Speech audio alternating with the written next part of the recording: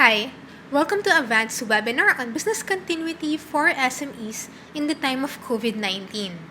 This webinar is designed to help you understand this new, unfamiliar situation that we are all facing. In this webinar, I will help you adapt to the changes to recover your business operations. I am Jeza, your subject matter expert, a lead auditor for ISO 22301 BCMS, and also a BCM consultant focused on improving the resiliency of Filipino enterprises. So in this video, we are going to look at three things. First is what we are facing. So this is our current situation, the COVID-19 cases in the Philippines and outside, and also consumer behavior trends that are currently happening. Next, we'll move on to hands-on section, wherein we'll see what we can do about it. So let's look at how businesses are responding to the crisis, how to compute our business runway, how to plan for different scenarios, how to craft our business continuity, and other necessary actions on caring for staff, managing physical locations, as well as messaging stakeholders. And lastly, we'll see how we can move forward to what is being coined right now as the new normal. So what are we facing? So this graph shows the daily count of COVID-19 cases in the Philippines. The red bars show the confirmed cases daily, while the green and the blue ones show the number of deaths and recoveries. This is from March 5, wherein we had our first case since January. And we have also noted here when Metro Manila was put into quarantine on March 13, and it was further enhanced and expanded Luzon-wide on March 17. So we have here red arrows from the quarantine dates. The red arrows show a 10-day measure or a rough estimate of the time we might expect to see any effect of the quarantine on the number of cases. However, even after 10 days of enhanced quarantine, we can see that the daily count of cases continued to go up. So it may seem like the quarantine is not showing any direct effect. However, we have to keep in mind that the numbers are highly dependent on the testing that we are doing. So possibly we didn't see or we are not seeing yet the actual number of cases. There are positive cases that only show symptom 1 to 14 days after they are infected. And there are also those who do not show any symptoms at all, so they might not be tested. So we can't really assure yet if we are flattening the curve, and it will only be certain as we increase the tests. The next graph shows the cumulative number of cases in the Philippines. So as we can see here, it is still continuing to grow. And the active cases, or those that are still infected, is 81% of the total cases. To further understand this, let's compare it to cases outside of the country. So similar to the previous graph, this graph shows the active cases in the Philippines, and we can see that the trend is still going up. So now let's look at China, the epicenter of the virus, as well as South Korea and Taiwan, which both showed great response to the pandemic. So these three other countries have already controlled the transmission of the virus, and thus they now have less active cases. We can also say that these countries are already on their way to recovery or to the new normal. So let's compare the trajectory of our cases, which are still going up, to theirs that have already gone down or are going down. Looking at it, it goes to show that we really still have a long way to go. Let's have a better look at China, or specifically Wuhan. So Wuhan lifted its lockdown after 77 days or roughly 2.5 months. However, even though it was lifted already, it doesn't mean that everything went back to normal or to how it was before. Currently, in China, they use a color-coded health system, so residents are required to download an app, and this app dictates if they're allowed to go outside. So it shows a green, yellow, or red code. The green code basically says that they're allowed to go out since they don't have any symptoms, while the yellow and the red ones mean that they have to still self isolate because they were exposed to an infected person or they likely have the virus. But even with this measure, there are still lingering fears of a second wave, especially with reports that official figures are being underreported by the government. That's why residents avoid going to supermarkets or they avoid riding the subway. They don't want to be in close spaces with other strangers. Some even wear simple PPEs when they go around. And there really are fears of even asymptomatic carriers or infected people entering China. So we can see that the behavior really changed from the pre COVID situation or even from last year. On the other hand, let's look at Taiwan. Taiwan is one of the countries that has proven effective in managing the pandemic. They were severely affected by the SARS epidemic in 2003, and now they are quick in implementing border controls. So they carry on as normal or the new normal. Offices, schools, restaurants, and even gyms remain open, and these establishments check temperatures and even spray hands of their customers before they allow them to go inside. But despite that, Taiwanese officials are on high alert. Mandatory quarantine is enforced still, and they track the phones of those who are required to self isolate. But how do these measures affect consumers? So, we have here a quote from Chip Berg, the CEO of Levi's.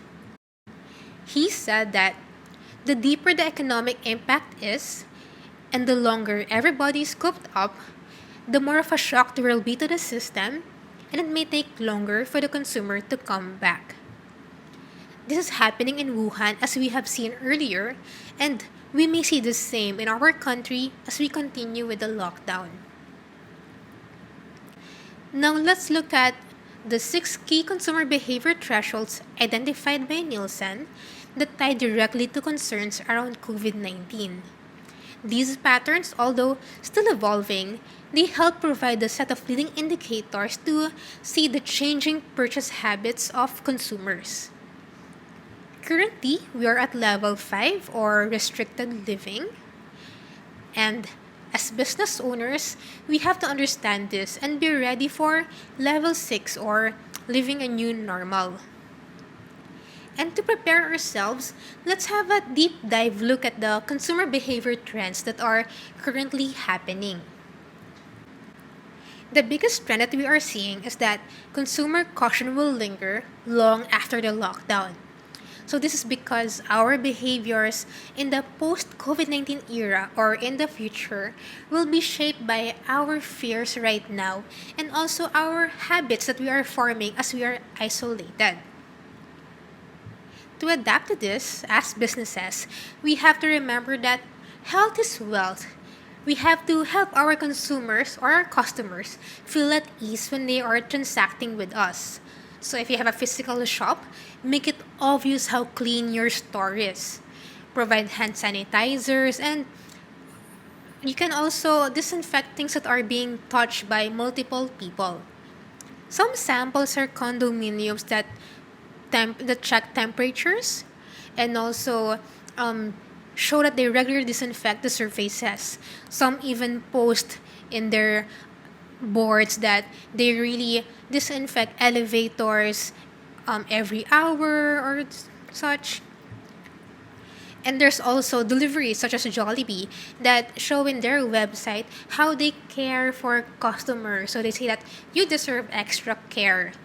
In here, they say they disinfect the equipment every after use. They also check the health of their staff. And they have contactless delivery wherein you can put your payment in their containers. You don't have to touch the personnel. So look at ways of how you can apply the same or even different things for your own business.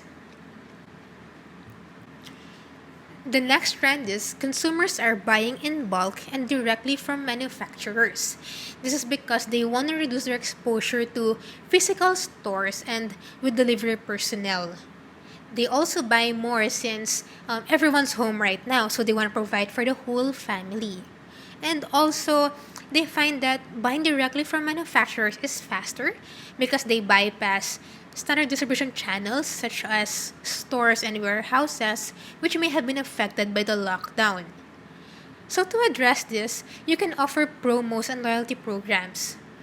Customers are not very price sensitive in times of crisis, but you can nurture goodwill by providing discounts, especially to those who are affected. Customers will be more loyal to you and will stick with you long term if they see this. You can also offer your products frozen and in bulk.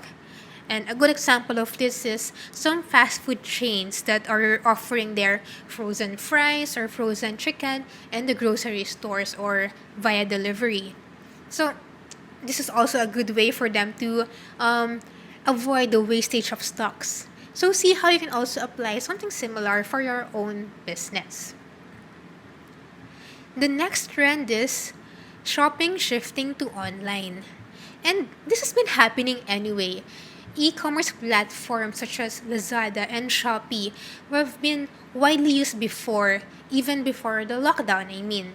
And however, before it was mostly on discount days such as 11/11 and 12/12. But now, due to the lockdown, it is becoming a default way to shop. That even older generations are finding that buying online is safer and more convenient than them going outside. So, to address this, you should shift online as much as possible and make the transition easy for your customers. So, make it easy for them to find what they need, make it easy for them to find you specifically, and easy for them to contact you. You can also provide multiple payment options such as banks, GCash, credit card, or even cash on delivery if you prefer. An example of this is Citrus Zone, who opened their Mega Mall store and is accepting orders via Messenger. And for services, we have here Rebel Yoga that's offering yoga via online Zoom classes, as well as online summer programs since we're still in quarantine during the summer. So when you do this, make sure that you still manage the expectations of your customers in terms of stock levels, especially if your supplies are affected or there's high demand. Also in the delivery schedule if it's changing or if you have to change it. And if you have technical concerns, especially if you're doing online classes for the first time. Because we have recently been spoiled by on-demand services or by same-day deliveries, and it's still the expectation of some customers. So, if there be any concerns on this, make sure that you inform them immediately and even before they order to manage their expectations. You really have to be transparent with them. Next is the use of social media as key information source when shopping. So aside from everyone's on social media right now, the usual brands consumers are loyal to may not be available. So customers don't really have the time to try or test new brands. So now they rely on social media to get reviews and feedback from people who they relate to. They want to know from others what are the best brands to get next. Some samples we have are from Facebook wherein people ask even strangers where to get cake during quarantine or even what's the best florist to order from for Mother's Day. So in that case, you really have to leverage on social media and make sure you have good social media presence. Engage with your customers, grow your core audience, and manage the feedback you receive, especially the public ones. Do not rely on posts, comments, or messages that are sent to you. The most genuine reviews are not on your page, but they are in shared communities such as Viber chats and Facebook groups. So look into that as well and If there are negative feedback, make sure to manage them. The next trend is a stronger preference for local products. And this is great news for SMEs. Filipinos are becoming more patriotic. An example of this is when restaurants closed down because of the quarantine. We saw posts about the harvests of local farmers going to waste because their usual customers have less demand. And because of that, there are different initiatives to help out. We saw posts about bagsakan of vegetables wherein they collate orders in Metro Manila to buy in bulk from provinces. And there was also a post before about the Guimaras mangoes that because the food fair was cancelled, the Guimaras mangoes was just available in Makati. I remember seeing that post and it was even sold out on the same day. So there really is a growing desire to buy directly from our farmers and to support those who were affected by the quarantine. So this is the best time to promote your local products and its local origins. If you offer services, you can highlight the impact that you're doing for your community, such as the employment opportunities that you are providing. The next trend is an increasing curiosity on what is being consumed. So we have seen this with millennials who are being loyal to brands that have a good cause or follow the same values that they have. So to address this, you can share your company values, highlight what you are doing for your businesses or your employees and your customers. Like what Jollibee is doing in their social media pages, they really show that when they donate to frontliners and when they allocate emergency fund for their employees. But I know that not everyone has the capacity to donate cash right now. So just show what you're about. Focus on your customers and what they're most in need of and give it to them. You can show your expertise and be a dependable source of information, such as this school that is offering free classes for children with special needs, and this theater group that are giving free creative classes as well. So, in what way can you help out your community? Just really focus on your strengths on this one. And the last trend is the increasing demand for community cooperation. So we usually see this before in typhoons and flooding and even in the Taal eruption because we all seek cooperation in times of crisis. And in this one, consumers expect brands to really take the lead. But they don't just want to hear it from you. They want to see that you are really acting. And at this time, this includes how you treat your employees, why you keep your stores open, and whether you are taking advantage of the situation rather than genuinely caring. So, to address this, put the community's best interests in mind. It's not just about donations, you can also lead efforts in helping. Some samples are angkas shifting to angkas food. So they have also mentioned that this is not about revenue, but this is about helping their riders who might lose their income. There's also Globe that's utilizing the Globe rewards to be able to donate. And there's Total Gas Station because they have low demand in oil anyway and they have these resources to give it for free to the frontliners. So look for ways on how you can use your own resources to help those who are affected and make it really meaningful. So now that we've looked at our situation and the consumer behavior trends, let's move on to what we can do about it. How do we bring our organization from where we are now to where we want to be? What we are seeing right now are businesses changing their business model to be able to adapt to the changing customer needs. And they're also adjusting their engagement channels to still be in touch with their current customers or current audience. Live stream, for one, is becoming a hit. Even before COVID, this was actually already expanding, especially for those who engage in buying and selling. So buyers go online on Facebook Live to showcase their products. And this is really helpful for buyers because they see the actual product being demonstrated online right in front of the camera, and they can ask questions and get feedback or answers immediately. So they don't have to just depend on photos which may have been altered already in websites. So in China, this similar trend is becoming a hit as well, or the default way for businesses. Such as chefs and gym instructors, they're conducting classes online. Also, we have real estate agents and auto dealers. They showcase their products online since physical visits are not possible. The key takeaway from here is, as businesses, we need to find ways to engage with our existing and even potential customers. Most likely, they are just in their houses right now and there's less competition in terms of their attention. So, how can you utilize this time to grow your business and to really reach them?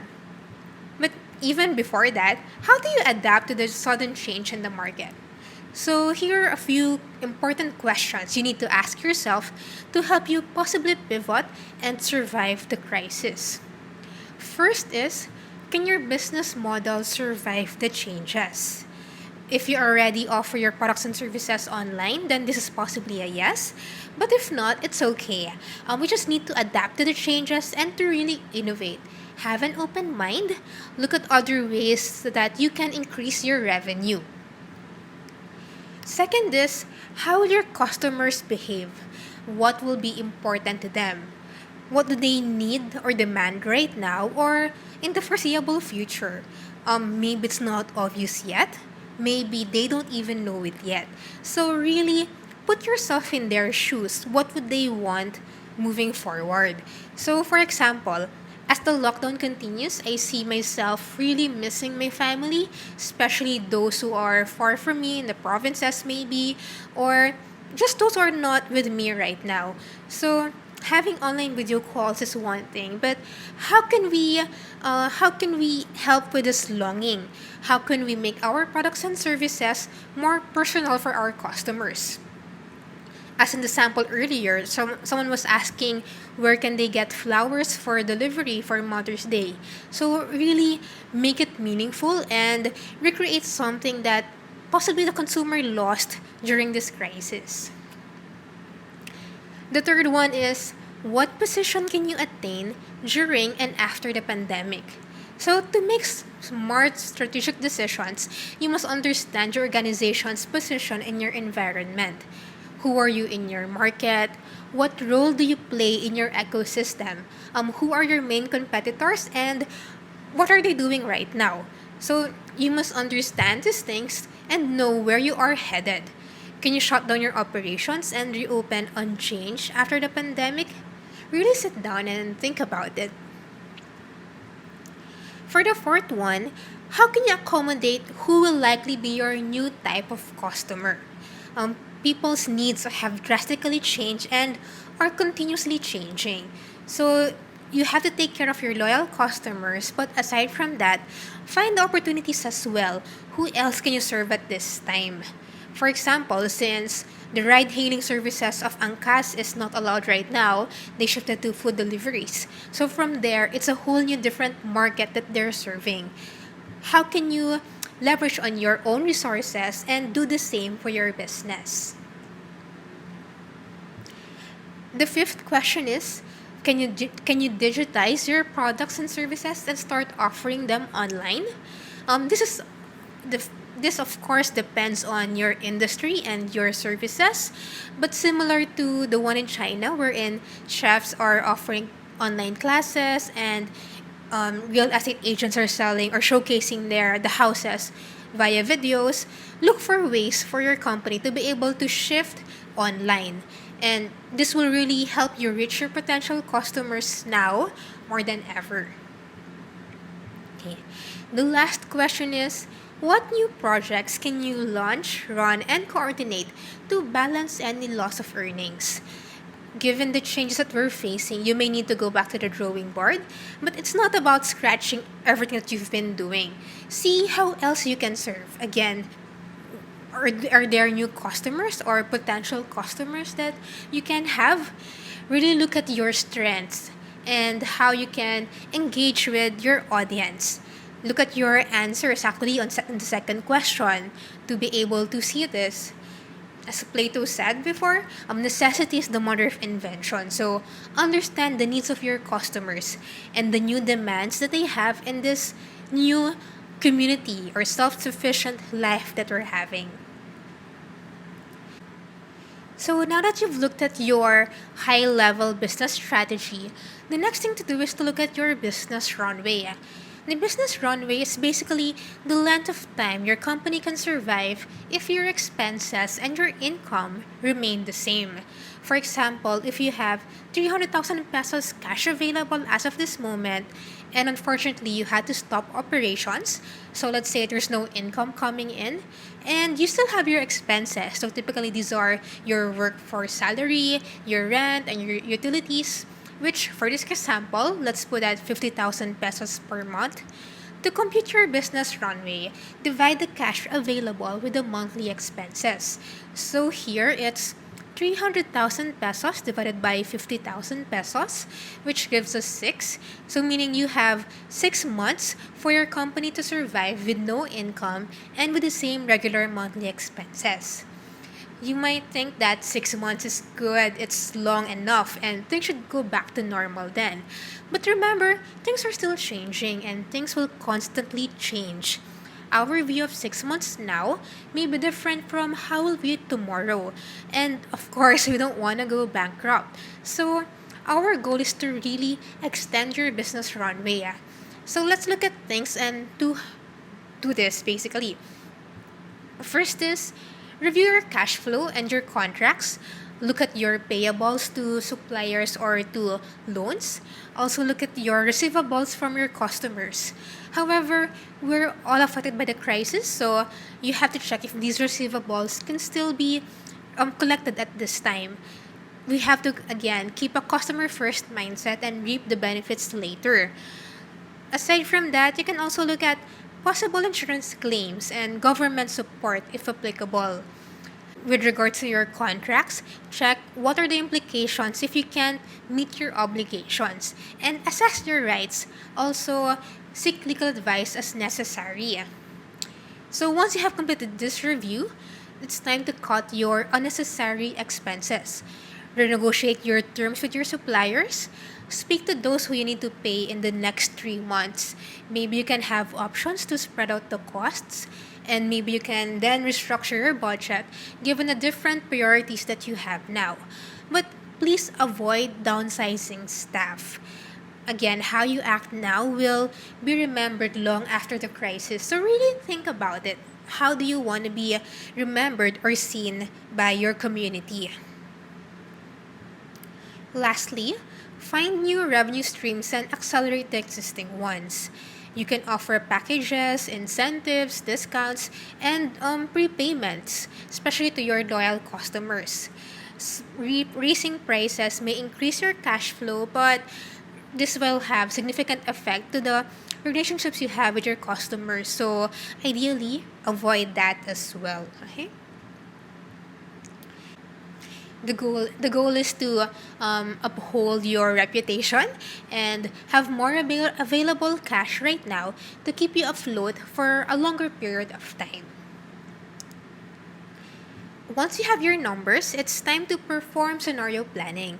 So this is really a critical step which most companies are missing as they really focus on the now.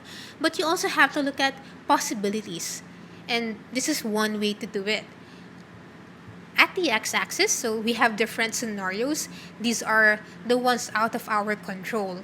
On the other hand, at the y-axis, we have different plans or strategies. These are the ones in our control.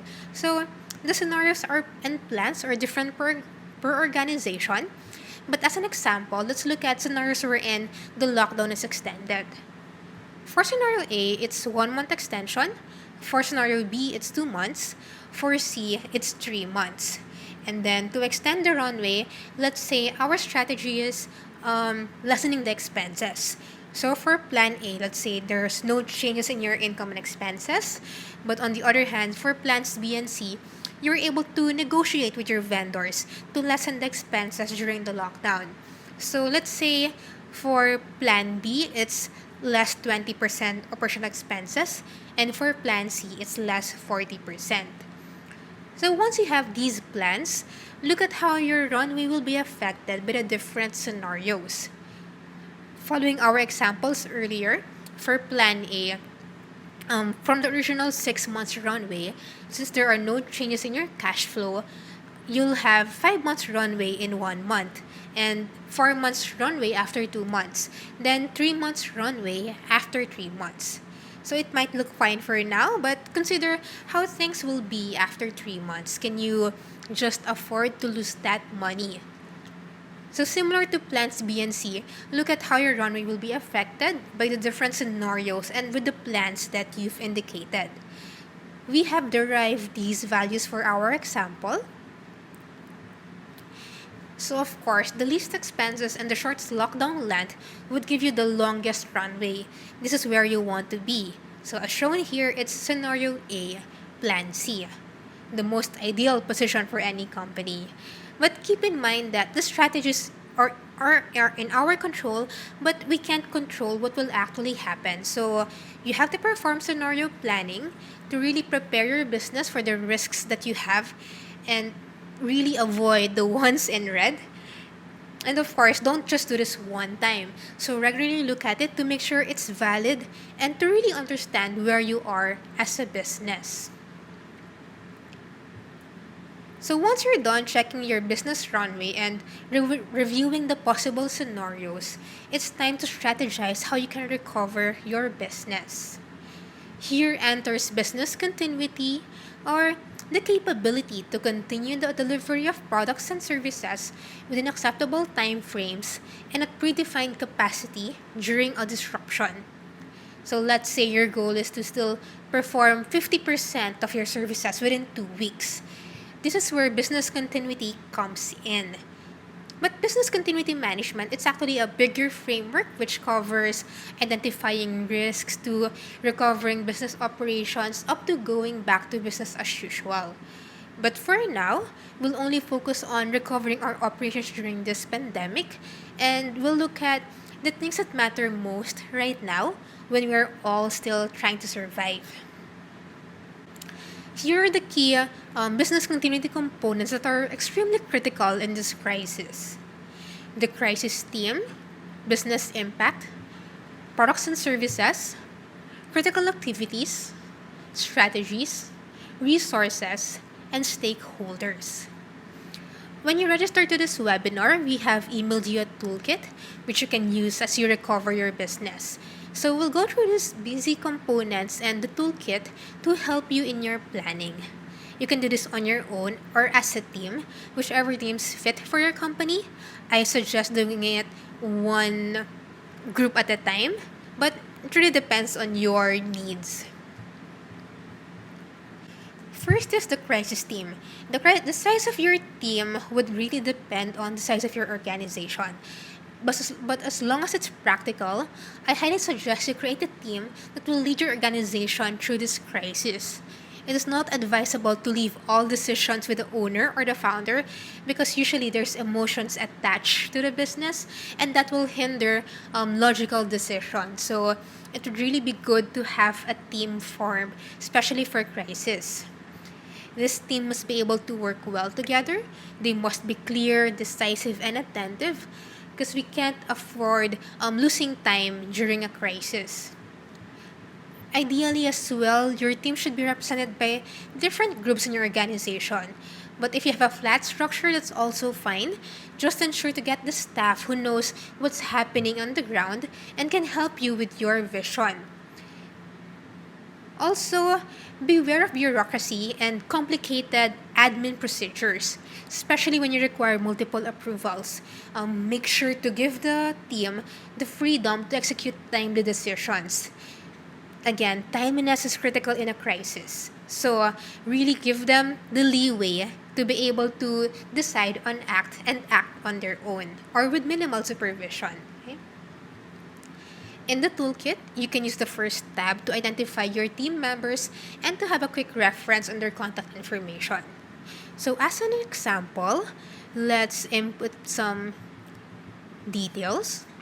So for the crisis team, basically you'll put here the names of the members, their position, and then so let's say we have here a manager, an HR lead, and someone assigned for the supply chain. And then what would be their main tasks in terms of the crisis or when handling a crisis?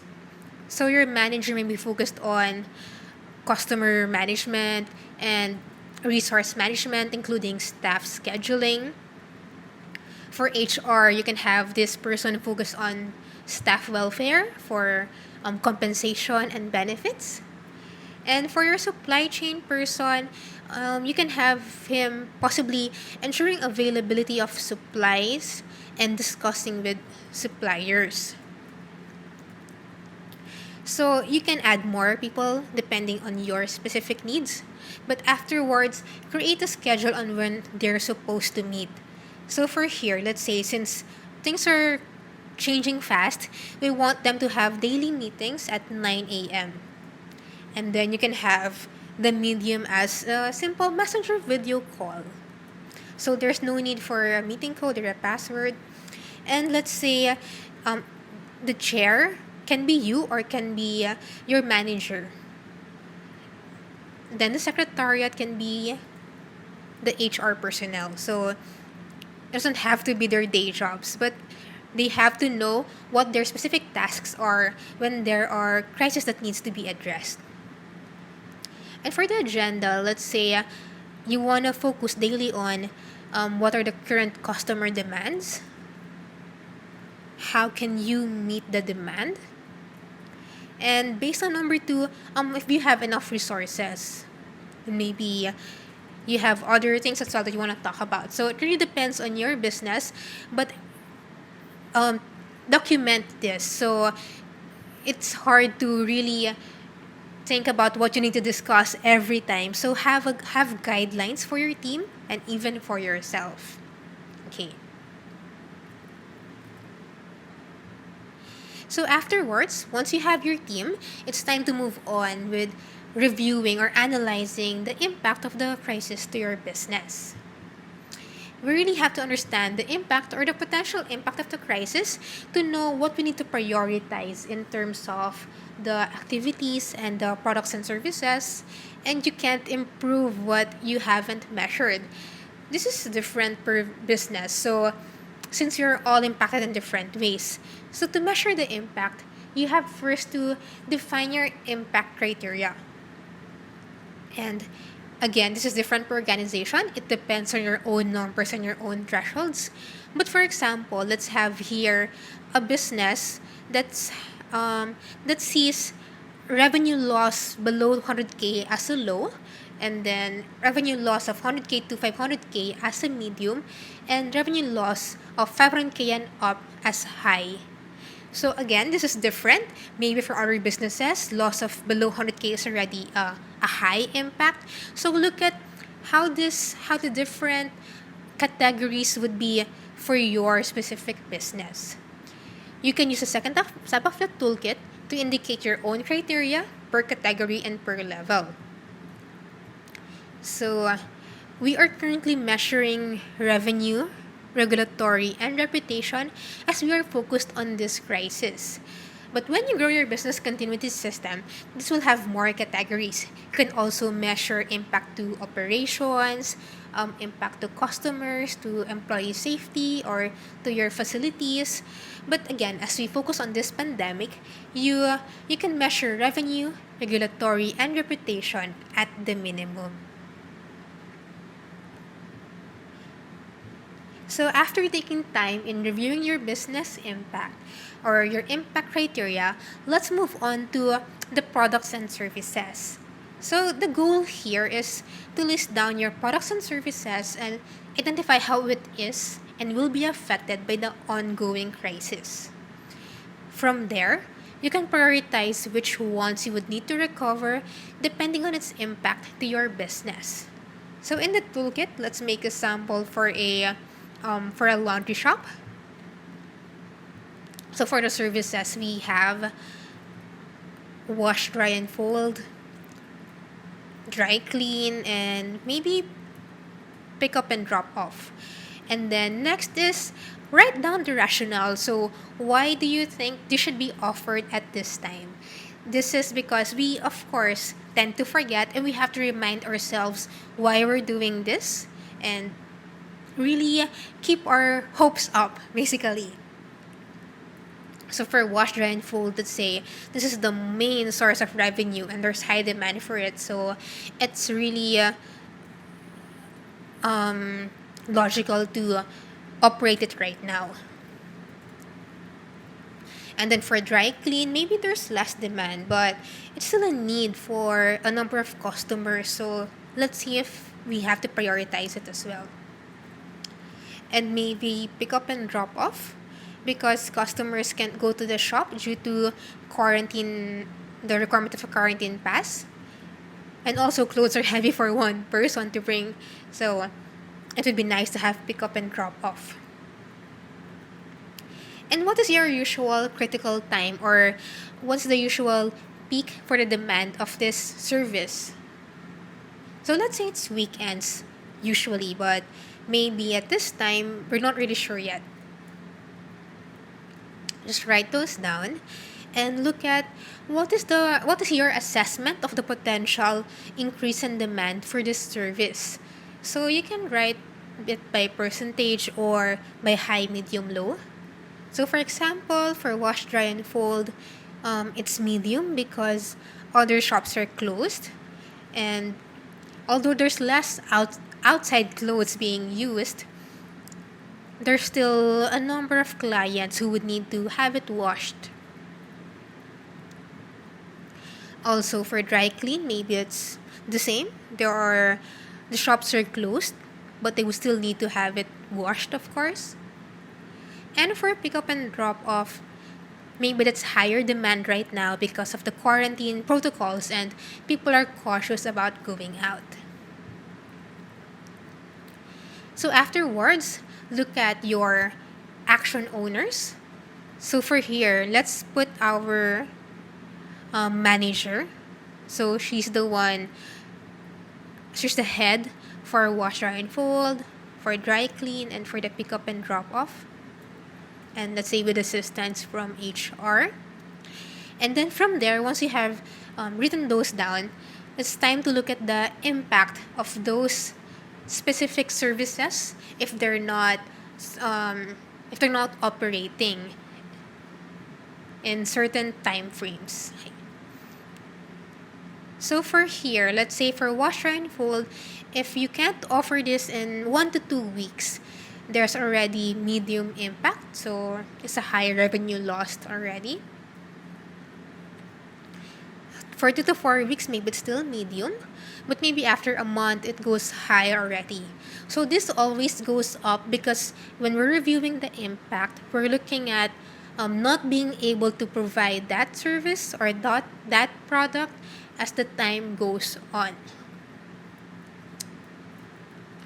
In terms of regulatory and reputation, since we're still following the protocols of the government and our clients know the changes and how it's affected, maybe you can put it at low for until 8 weeks. For dry clean, we'll do the same.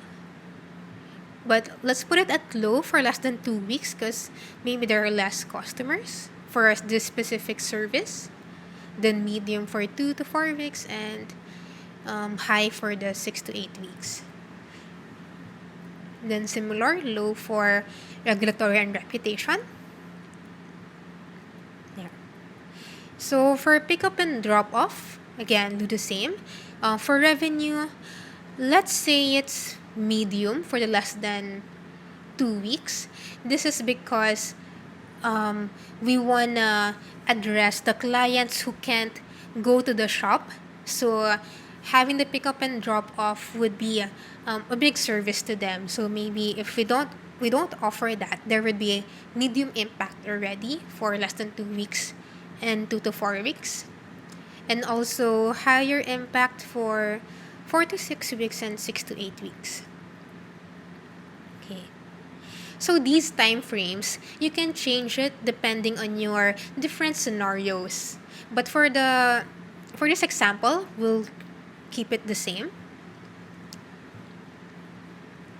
And then at the end, put some notes to help you remember why you placed these values.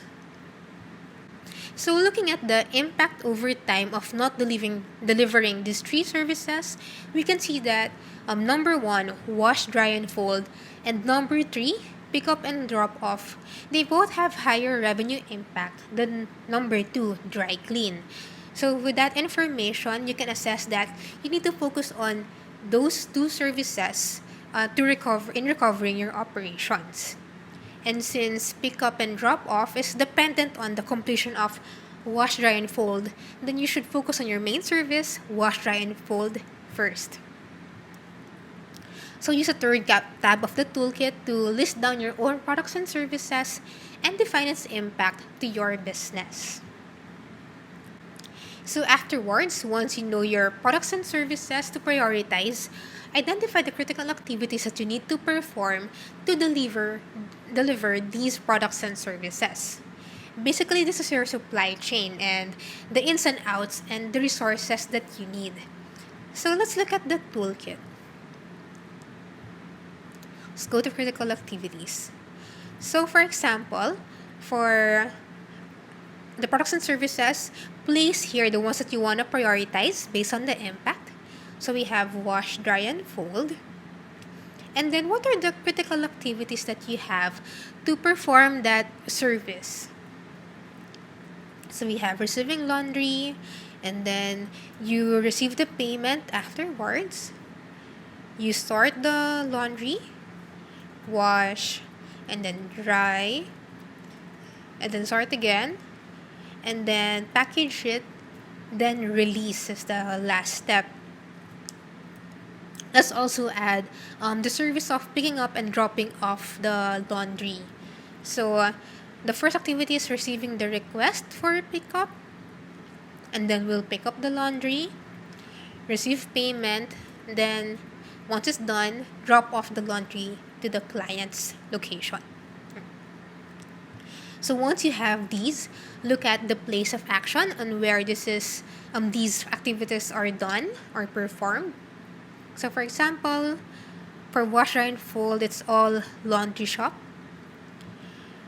For the pickup and drop off, you can receive the request from anywhere, because let's say you do it online or through SMS. And then pickup, payment, and drop off are all in the client's location. Also, look at the resources you would need to be able to perform these activities. Okay. And who are your action owners, as well as what's the number of staff, and from a perspective of everything's normal, and what's the number of staff that you need when there's a crisis or to perform at least the minimum requirements. So let's have it here ready. Okay. And then now let's look at the dependency of your specific activities. So for here, for example, we have for receiving laundry, of course, you're dependent on the client as well as for receiving payment. For the sorting, washing, drying, you're dependent basically on the previous step if you have placed it chronologically. And then for the pickup and drop off, it's the same client, previous step.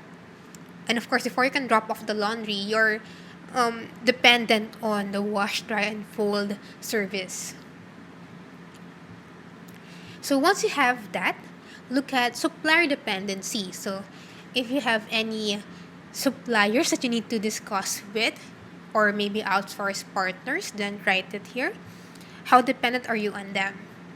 So let's say since you did it on your own, this is low. But for the washing, let's put it at high because you need the detergent that you source from a specific supplier. And then the rest you do on your own, so they're low. Then look at the feasibility of performing this activity during the lockdown. So, can you perform the activity even though there's quarantine? So, since you do it on your own, then possibly yes. But the pick up and drop off, it's dependent on the location because there are barangays that are on hard lockdown. Okay. For the workaround, let's look at what should you do if you can't perform the activity during this lockdown. So if you can perform it, then we can put it as not applicable. But for those who are dependent on the location, let's say maybe we would need to schedule a once a week service, or maybe we need you to utilize maybe third party courier services. So what's your workaround, or what's your alternative activity to still be able to perform this service? And then next, look at the health and safety risks for your staff who's gonna perform the activity. Do they have any exposure to the virus? So let's say if it's in the laundry shop, then maybe no, or maybe medium if you expect them to travel. So it depends on how you wanna document it. But however, for pickup and drop off, since your personnel would need to go to the client, then they would be highly exposed to a possible carrier of a virus. So let's put it at high. And then lastly, put your output dependency. So once you perform this activity, where does it go next, or what's the next step? You can put here if it's internal or external to help you see who will be the next step of the activity. So let's say it's sorting and then washing. And then after, the releasing would be dependent on the client or on the delivery personnel. So same with the pickup and drop off, it's all internal, aside from the last part wherein it goes back to the client. So once you have all of that, or all of these details laid out, use this information to assess what you need to do or what strategies you need to perform to continue your operations. So for example, here, if you need to possibly rearrange your schedule, then work on that one. Also, if there's high potential of exposure to the virus for your personnel, then you might need to give them PPEs, or maybe have some policies on contactless delivery. So look at those things and really use this information. Okay. So next we'll work on your strategy. So strategies vary depending on your organization's own requirements and the public policies that we have per industry. Here we have common strategies that businesses currently perform during the pandemic. So look at this and see which ones are valid for you as well. So we have working from home, splitting of teams. So this is having different batches or different schedules for different batches. So let's say batch A comes to work MWF, and then batch B comes to work TTHS. So this is to lessen their exposure to each other and to have backups. So for example, if batch A unfortunately can't perform because someone was infected, then we'll have batch B cover for the whole week. You can also rotate those who go to the office and those who work from home. And you can reallocate staff, maybe move them around in their teams, ask them to perform other work to cover for unavailable staff. So that includes cross training to have more backups. You might also want to look at rehiring former staff on a short term contract so you don't have to train again, because these are personnel who would already know your processes. You can also provide transportation or housing, and again, rescheduling your services and deliveries to change the requirements for resources. So use one, a combination, or even other strategies to continue your own operations. Again, it depends on your specific needs. And then as you do this, you also need to identify your specific resources. So this includes your staff, your suppliers, and your tools and equipment. List them down and identify if there would be any issues. So like looking at your toolkit, we have your staff list, suppliers, and then resource management. So for your staff, you have to look at their capability to travel to the office if needed, and even their family situation. Do they have family to take care of, and can they be housed temporarily? So based from our example earlier, let's have this. You also have to look at their means of transportation. Can they go to the office on their own, or are they dependent on public transportation? Because that would be really a big factor if there's still no PUVs available. Then can they work from home? So let's go for example of laundry shops. Of course, they can't work from home. And then their family situation, if they're taking care of children or elderly parents, and if they can be housed. And then put their contact information and email address as well as city of residence. So this is important because again, there are different policies per city or per barangay, so you would need to also take note of those. So similar with your staff, you have to understand your supplier's capability to operate or to maintain their current operations. So let's also write it down here. For example, you have your detergent supplier, and you're highly dependent on them because let's say you don't use any other product to ensure the quality of the service that you have. And let's say yes, you're operating, but there may be some delays. So there's a possibility that you would need to look for another supplier. And then again, the contact information and the location.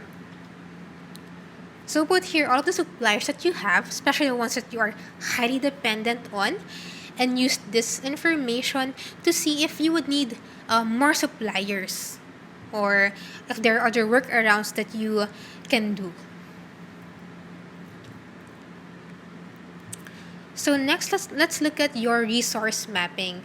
So here, put the numbers that you would need per week to be able to perform your operation. So let's say for the staff, for week 1, you would just need 4. So you'll have 4 employees, maybe up to week 4. And then let's say you'll increase employees as the weeks continue,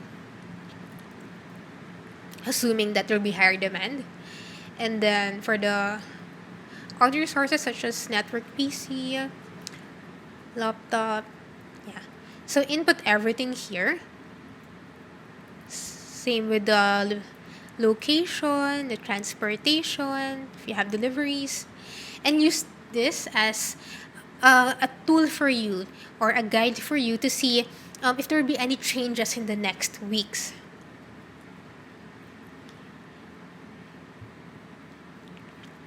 The PPEs and the disinfectants are also very vital. So how many do you need now? How many do you need in the coming weeks as well for you to be able to prepare on your ordering? And of course, don't just limit yourself to the ones written here. If you have more, just add them here to be able to plan properly.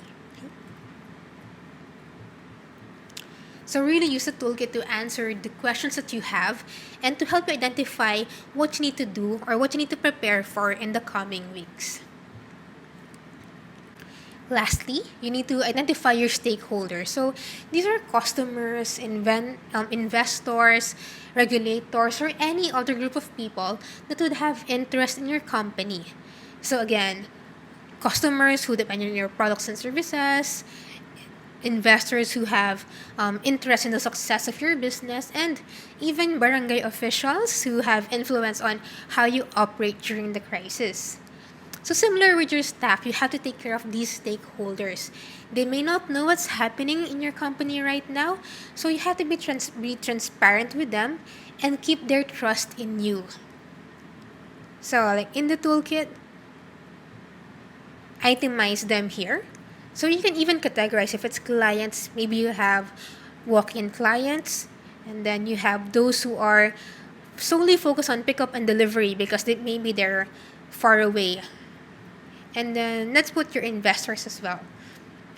So what's their priority level, or how do you prioritize them? Let's say they're all high because you're all, of course, you really need them to be able to have a successful business. And then their description. So again, their contact number, their location, and then what action do you need to perform for that stakeholder? So for here, let's say that you have some schedule changes. We can say that that's something that they would really need to know. So in for them, schedule changes. And then for the investors, they need to know the status of the company. If you're operating, how's your revenue? Because of course, they are focused on if they can still get back their investment. And then how will you engage with them? So let's say for the walk-in clients, you can send them SMS or post on your shop since they're near anyway. For those who are focused on pickup and delivery, let's say you will post on social media so they know if you're operating or not. And then for your investors, say you will email them and call them as well to, of course, keep their trust in you. And lastly, put your schedule on when the action should be done. So this can be a one-time schedule or this can be a regular schedule. So it depends on your needs. So for example, here, let's put May 10 or whenever there are changes. But for your investors, maybe you'll update them every 2 weeks. So use the toolkit as a guide to really identify your stakeholders and the actions you would need to engage with them. Later in this presentation, I will give you a structure on how you can message or write your message to your stakeholders. Okay. So aside from creating your own business continuity plan, you also have to look at how you manage and care for your staff. I mean, the situation is new to all of us, and as leaders, we have to ensure that aside from our business operation, our staff are also taken care of. You have to communicate with them regularly, so set expectations on how and when updates will be received. Would they hear from you daily? Do you have a Viber chat or a messenger group? And or maybe do they have to look at their emails weekly? So it depends on your needs or your resources as an organization. Also, it's human nature to say that everything will be okay, but it's best to be honest and don't speculate. Empathize with your staff, tell them where you are and what you're doing to have a better position. Also, provide support and manage your policy. So, this can be work related in terms of making sure, for example, that they know who to contact when they have concerns on supplies or on connections. But you also have to provide support on their psychological health and well-being. So, these staff may be worried that they lose their jobs, especially because operations are changing. And I'm sure as leaders, you're also worried that you lose them. So really communicate with them, um, talk to them, and be transparent. But of course, have a positive aura. There are also NGO groups that offer free mental health consultations, so share those with your employees. Okay? And look at your work policies as well. Are your policies flexible, and can they adapt to the demands right now, or do you need to alter them, maybe short term or maybe long term? So it depends on your policies. Okay. Also, it would be a great time to really encourage learning for your staff. You can train your existing staff on additional skills and additional skills, basically, that could make them more productive and efficient in your next projects, especially for those who are currently not working. Use this time to improve their soft skills or technical skills. There are a lot of free resources online, so utilize those. And lastly, keep engagement levels high. Remind them that you need them. So have one-on-one meetings, team meetings. Make your staff feel valued, and again, have a positive aura in your organization. Okay? On the other hand, if you have a physical location such as an office or a shop, you have to consider how to first access it. So, who has keys to enter the facility? And what if those key holders are not available? Who can go to the facility to check if there are emergencies, for example? As much as possible, you have to perform regular checks. You have to look at your utilities, your water, your electricity, and especially if you have your own IT servers there, you have to make sure that those are still maintained well. If you have staff working on site, and if you're also welcoming customers, again, you have to make them feel comfortable. So make sure it's obvious how clean your space is.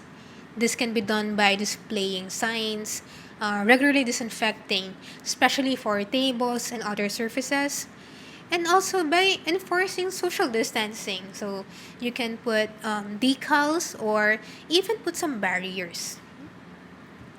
Some samples are this Angel's Burger store. So it may look funny, but if I were the staff, I'd really actually feel safe inside. So at the left, they have a slide for the payment and another slide for the food. So this really lessens the exposure or the human contact. And then we also have barriers, the plastic cover. We also have a photo here of a cafe in Hong Kong wherein they block some tables to really enforce customers to sit far from each other. And we have here in Baguio, the LGU placed markers on the ground to show where those in line should stand. So find creative ways on how you can do this for your own business. And once you have your own plans and even just an idea or a clarity of your next steps, then it's time to communicate with your stakeholders or the ones that we have listed down earlier. So, in your message, make sure to first address the crisis. Even though it's evident what's happening right now is shown in the news, acknowledge it and really make them feel that you're working with a different sense of purpose right now. So, you have to thank them for their support, explain what is happening to your company and what you're doing about it, and again, how it affects your ability to serve them. So if there will be changes in your products or in your service schedule, give them the details and if possible, their options, especially for those who have paid previously. So if there are refunds, how would the refunds work? And make it easy for them to get in touch with you. So there's a high chance that there are a lot of questions. Make sure they can contact you so you can easily get feedback and possibly make necessary changes in your operations or in your messaging. And lastly, reassure them that we are all in this together, that they'll get through this crisis with you by their side. It's a hard time, and again, we really have to be a community to get through this. So now that we have looked at our actions to be able to recover our operations and to get to where we want to be, how do we move forward? First, you have to make sure you update with your team ideally on a daily basis. So, things are changing fast and public policies are changing fast. You have to make sure that the plans that you have are valid even when there are these changes. And if they're not valid, you have to discuss immediately how to act on it. Next is to constantly reframe your understanding. Don't focus on what was before. Focus on what's happening now and what's going to happen next. It will take time to go back to or to get back to what it was like before COVID. So don't dwell on that. Really, you have to innovate. And also, prepare for a changed world or the new normal. Prepare for the next phase of this crisis and even for another crisis. Like, how will the rainy season affect you? So you can't just focus on the pandemic. You have to look at other risks and threats as well. And I understand that there are still a lot of questions on what the new normal is going to look like. And although we can't really tell specifically what's going to happen, we can look at this House bill filed by our House leaders. So on April 28th, they filed the new normal for the Workplace and Public Spaces Act of 2020. And this is very vital for business owners since it specifies the guidelines that we might need to follow. And if this is passed into law, the provisions would be valid for the next 3 years or shorter, depending on the government. But it's best to expect 3 years so you'll be able to prepare well. So some highlights of the bill include the mandatory wearing of face masks, mandatory social distancing, mandatory temperature checks, and also even private gatherings in private spaces may be dispersed by the government if it is not observing the safety measures. So if you have events, how would that impact your business? Also, all private sectors may be required to submit your own new normal workforce and workplace management plan. So these have to detail what you're doing as a business for your employees and for your customers. There are also workplace specific protocols and measures in the bill.